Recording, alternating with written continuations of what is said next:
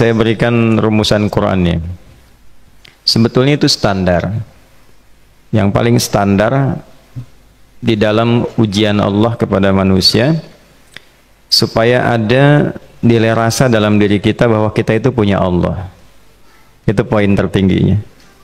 Nah, biasanya pada titik-titik tertentu oleh Allah itu dihilangkan semua potensi-potensi dari makhluk, sehingga kita bisa merasakan kenikmatan langsung untuk berinteraksi dan mendapatkan anugerah dari Allah. Itu titik tertingginya.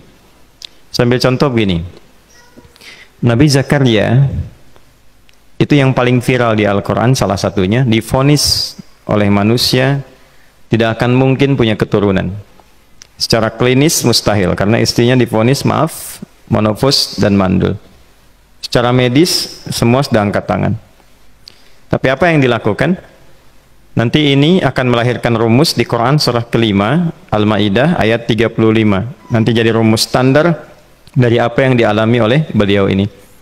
Di titik itu beliau menangkap isyarat bahwa ketika manusia sudah mengatakan tidak mungkin, itu tanda awal dari Allah supaya kita langsung memohon kepadanya, karena Allah ingin memberi tanpa perantara siapapun.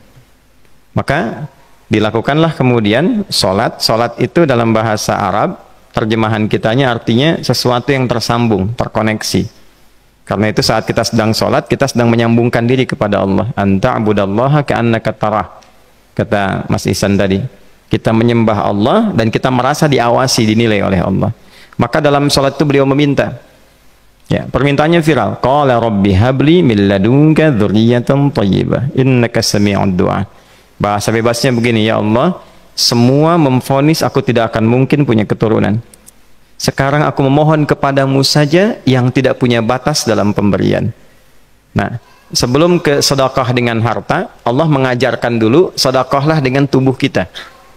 Karena tidak semua orang boleh jadi memiliki harta, tapi semua orang punya potensi untuk menggerakkan tenaganya untuk meminta. Oleh karena itu diletakkan sebelum harta itu sholat. Kenapa rukun Islam yang kedua sholat, selanjutnya zakat? Karena tidak semua orang bisa mengeluarkan harta. Kalau tidak ada satu pun mentok di harta, maka gunakan tubuh kita untuk menunaikan sholat. Itu rumus Nabi Zakaria. Maka beliau tunaikan di mihrabnya Maryam, minta ke Allah. Rumus kedua, sebut nama Allah, Asmaul Husna, sesuai kebutuhan kita. Jadi nggak harus 99. Misal, ini mau menuntut ilmu, sekolah, sebut ya Allah ya Alim, pemilik ilmu. Ada persoalan rizki yang ingin kita dapatkan, ya Allah ya Razak.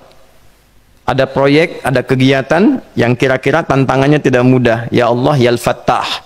Ini beliau minta karena divonis tidak mungkin, maka meminta kepada Allah dengan nama pemberian tanpa batas, namanya Wahhab. Disingkatnya Hab. Rabbi habli, ya Allah yang tak punya batas dalam pemberian. Mereka memvonis aku punya batasan, maka mohon anugerahkan darimu saja. Jika padamu belum sempat juga terkabul, maka mohon tunjukkan kepadaku dengan cara apa lagi aku mesti meminta. Maka dalam situasi mentok itulah kemudian turun langsung jawaban.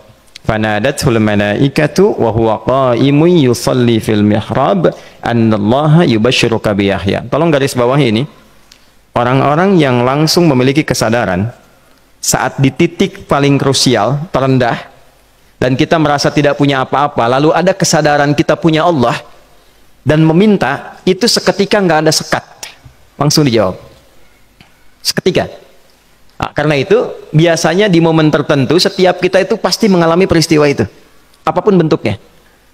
Nah, itu kalau sudah sampai ke situ itu kode. Jadi di Islam tuh nggak ada pesimis, ya, tidak ada pesimis, dan jangan pernah melarutkan diri pada sebuah vonis sudah ini nggak mungkin, nggak akan dikabulkan. Nah, itu jebakan setan.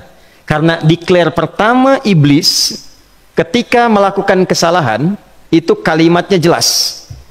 Ana khairum minhu khalaqtani min narin wa khalaqtahu ya min tin. Saya lebih hebat, lebih bagus. Allah nggak mungkin, sudah nggak mungkin ada ampunan lagi. Jadi diteruskan kesimpulan ini, karena nggak mungkin katanya diampuni, ya sudah bermaksiat saja. Karena nggak mungkin dikabul, ya sudah pesimis saja. Padahal di titik itu Allah sedang membuka, temukan kata itu, temukan hubungan itu, minta itu tanpa sekat. Maka seketika malaikat turun menyampaikan doamu dijawab. Itu sedang berdiri, baru selesai doa, belum selesai sholat, belum salam. Turun malaikat mengatakan, Allah kasih kabar, kamu akan punya anak, langsung namanya dari Allah Yahya. Jadi Yahya itu pemberian Allah. Ya, pemberian Allah. Yahya artinya hidup. Yang mustahil menurut manusia, lahir seorang bayi dari rahim perempuan yang divonis menopause dan mandul, kata Allah, jadi dan hidup. Nah, rumus itu nanti terus dialami oleh para nabi, puncaknya di era Nabi Muhammad SAW, nanti melahirkan panduan di Quran surah 5 ayat 35. Ya ayyuhalladzina amanu ittaqullaha wabtaghu ilaihil wasilah. Perhatikan kalimatnya dengan detail ya. Hei semua orang yang masih merasa punya iman. Tuh iman kita disentuh. Jadi kalau mengalami persoalan di titik nadir, terendah, itu yang disoal oleh Allah imannya dulu. Kamu masih punya iman nggak? Orang beriman nggak mungkin pesimis. Orang beriman gak akan putus asa. Orang beriman gak akan bunuh diri. Imannya ditanya dulu. Katanya kau beriman, iman kamu di mana? Kalau masih punya iman, kata Allah, ini ujian dari saya supaya kamu nyebut saya. Katanya ingin mendekat, kata Allah kan? Ittaqullah. Nah ini rumusnya. Wabtaghu ilaihil wasilah. Kalau engkau pengen cepat dapat solusi, maka aku berikan perangkat untuk cepat mengabulkan doamu itu. Perangkat itulah disebut dengan takwa. Nah, takwa itu ada urutan 240 kali disebutkan dalam Al-Quran, dibagi pada 3 segmen. Segmen ibadah ritual, segmen ibadah sosial, satu lagi segmen rumah tangga. Ya, karena itu tinggal cari aja di ibadah ritual, misalnya sholat, bangun tahajud malam, minta sama Allah, dekatkan diri kita. Salah satu kasusnya Nabi Zakaria. Ya, itu poin yang pertama. Yang kedua nanti ada maliyah sosial, itu yang tadi dipraktekkan, sedekah dengan harta. Ya, tidak harus banyak, yang penting Allah minta apa, ikhtiarkan, nggak akan dilihat berapapun nilainya. Yang dilihat itu ada nggak kemampuan mengimplementasikan imannya, itu poinnya. Titik itu, ya. Yang ketiga nanti di keluarga. Urutan pertama orang tua.